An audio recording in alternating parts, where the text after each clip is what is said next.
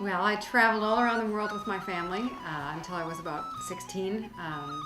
And I was exposed to a lot of different traditional music in Nigeria, all around the southwestern United States. I met a bunch of Irish musicians. Paddy Tunney's son, John Tunney, lived with us for a year, and I got exposed to Irish music that way. I learned the tin whistle when I was in Nigeria from a Belgian neighbor.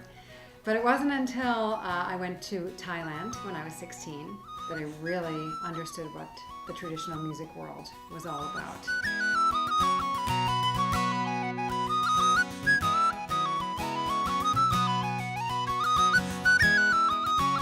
The most difficult part is that you have to wear so many different hats.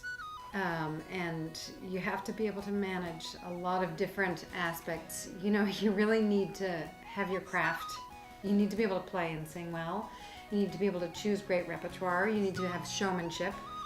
So that's challenging enough.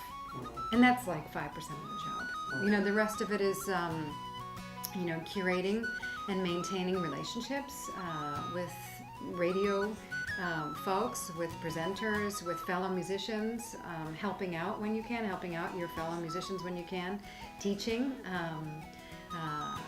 making sure that your fans are aware of what you're doing, continuing to come up with extraordinary ways to let your fans know what you're up to.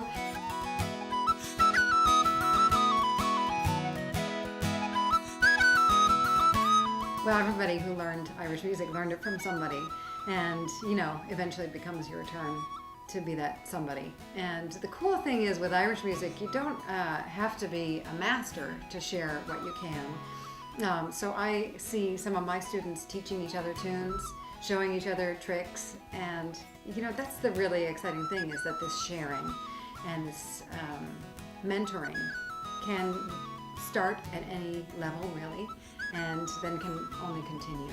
And it's a joy and it's a privilege to share what I know, and I learn through teaching as well.